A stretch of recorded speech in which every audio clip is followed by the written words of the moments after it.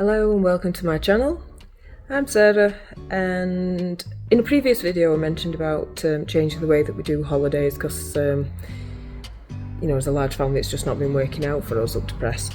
So we've looked at we went on a caravan holiday and we went to Reeton Sands, which is on the Yorkshire coast, and the place was lovely. It was fine.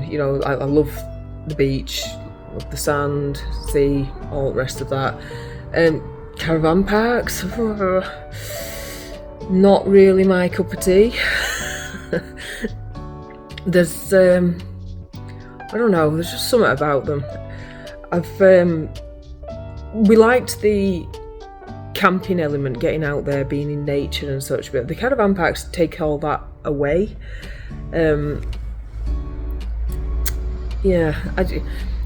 It weren't for us. Really long story short there, I don't think we'd do it again. We came back early. In fact, we only booked for 4 nights and we came back after 2. So that says a lot. But once we'd seen everything on the very, very small site, that's it. We'd seen everything on the site. It cost us £113 to have a lunch and drinks. We don't drink alcohol, mine neither, so we're not talking alcohol prices here, but a lunch and drinks and like dessert. And I think, so this is a crazy amount. We spent an insane amount in amusements trying to entertain children because you can go down to the beach and such, but we are in UK and our weather is, some days it's glorious, most days it's not. There's more rain than there is anything else. So 2 of the days it was pretty much raining most of the time, and then we had a really nice sunny day and we went and we spent most of that down on the beach because that was the easiest place to be. There was a really quaint little train that takes you down there. That was good. And really saves your legs on way back up, given that we had so many little humans to traipse back up an hill.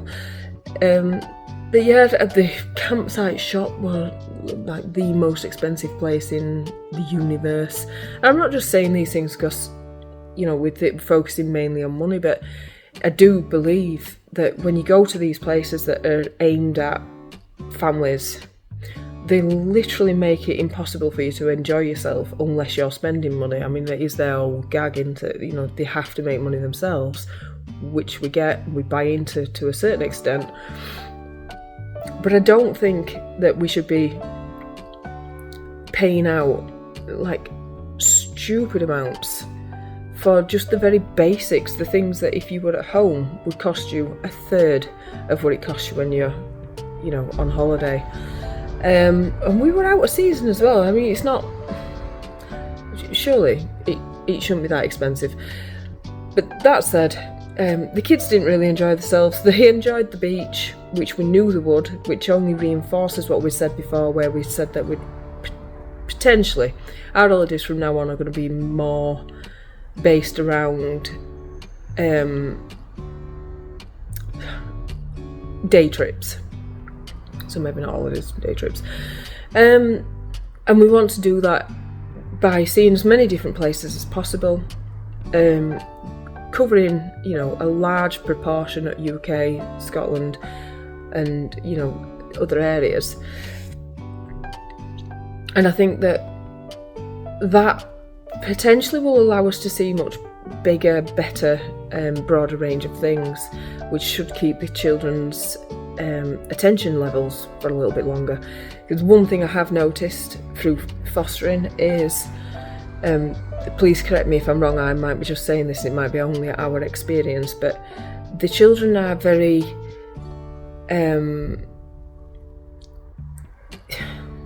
how do you put it without it sounding a bit they need things now, and then as soon as they've got them they need the next thing now.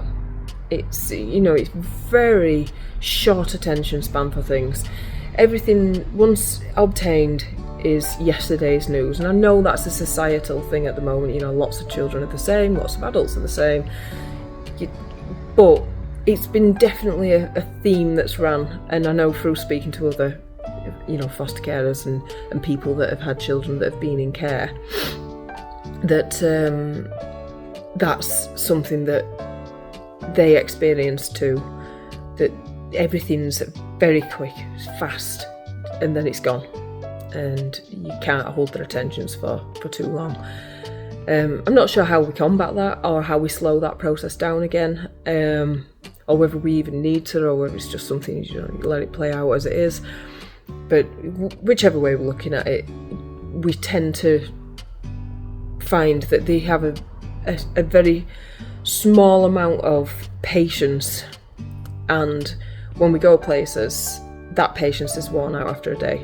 So for us, it's been decided that suits our family and how we live, that we need to do day trips at least for the remainder of this year, and then we can reassess and we can decide where, you know, would longer periods of time be suitable. We'll have those conversations with children as well, because I think that they need to be included in these decisions and understand as well why we're only doing day trips versus going on holidays, maybe like the friends are or whatever. It's not to say that we haven't done those things. We've done you know, a mad amount of holidays, but we don't seem to get the most out of them, or that's how, you know, we feel. So I'll have that conversation with them. I think that we could do with exploring what it is they actually want from going out, because I know that for most part they can't wait to get into amusements and spend money.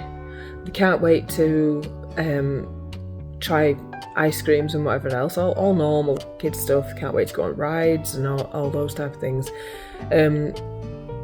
But on the flip side of that, they'll love just going for a picnic, or you know, sitting on a beach for a good full day even, because they can just be let loose and do their own thing. So there's two very different sides to how they react in different situations. It's difficult to balance that out, because I don't like amusements. I think that the whole process of that type of thing is, you know, it's like mini gamblers. I'd just rather not feed that. So for us, like we've said, we need to get to a place where we can take them good places, let them experience different things, not particularly all about what we're buying, but about what we're seeing, what we're touching, what's, you know, what we're breathing in, and, you know, those type of things. I think they're more likely to stay with you than the 50 quid that you spent in an amusement arcade and came out feeling depressed because you didn't win anything. That, you know, that kind of thing. Yeah, we're all about creating memories. We'll take plenty of pictures and videos and such, and then as they get older, you know, they might recreate some of those things with their children, which would be wonderful. And hopefully we'll pop along for that as well, like my mum and dad do with us.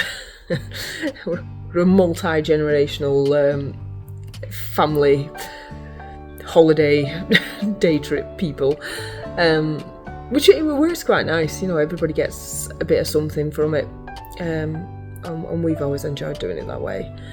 And kids seem to enjoy it as well, because they get a different set of people other than just us all the time. You know, we're quite boring, so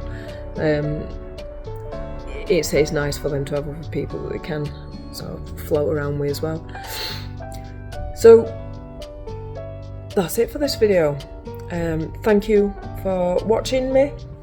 Please like and subscribe, and I'll see you again shortly. Bye.